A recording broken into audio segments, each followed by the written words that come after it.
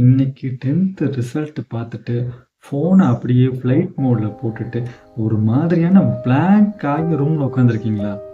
வீட்டில் என்ன சொல்லுவாங்களோ, சொந்தக்காரங்க என்ன பேசுவாங்களோ, நெஞ்சு அப்படியே அடைக்கிற மாதிரி ஒரு ஃபீல் இருக்கும். ஒரு 3 நிமிஷம் உங்க ஃப்ரெண்டா சொல்றேன், நான் பேசுறத மட்டும் கொஞ்சம் காது கொடுத்து கேளுங்க. எல்லார் முன்னாடியும் அவமானமா இருக்கேன்னு உங்களுக்கு தோணும்.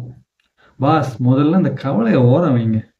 உங்களை மாதிரி ஆயிரக்கணக்கான பசங்க இன்னைக்கு இதே வழியோட தான் உட்காந்துருக்காங்க.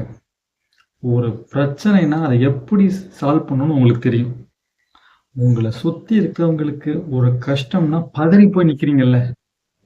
இப்படி 15 வருஷமா நீங்க வாழ்ந்து காட்ட இந்த வாழ்க்கை ஒரு 3 மணி நேரம் எக்ஸாம் எப்படி முடிவு பண்ண முடியும்? இந்த சொந்தக்காரன் இருக்காங்களே, இப்போ வரிசையா கால் பண்ணி மார்க்கை கேட்பாங்க. அவங்களுக்கு உங்க மேல அக்கறையெல்லாம் இல்லை. அவங்க பையனோ பொண்ணோ விட நீங்க மார்க் அதிகமாக எடுத்துக்கீங்களா கம்மியா எடுத்துக்கீங்களான்னு தெரிஞ்சுக்கிறதுக்கு தான். அவங்க பேச்சு எதுலையும் காதில் வாங்காதீங்க. வீட்டில் அப்பா திட்டுவாரு, அம்மா கோவப்படுவாங்க. ஆனா அது உங்களை பிடிக்காம இல்லை, நம்ம புள்ள பின்தங்கிடுச்சேங்கிற ஒரு பயம்.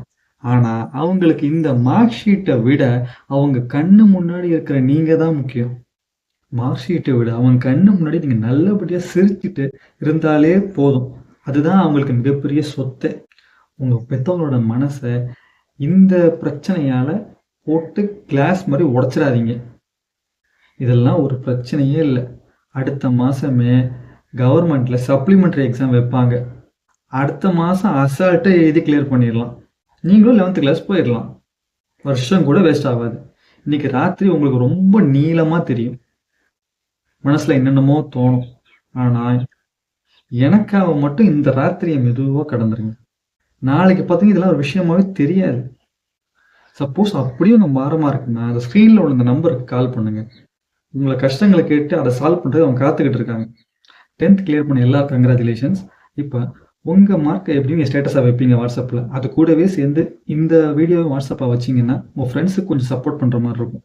உங்க ஃப்ரெண்ட்ஸ்ல யாராவது ஃபெயில் ஆயிருந்தாங்கன்னா அவங்களுக்கு இது கொஞ்சம் ஆறுதலா இருக்கும்.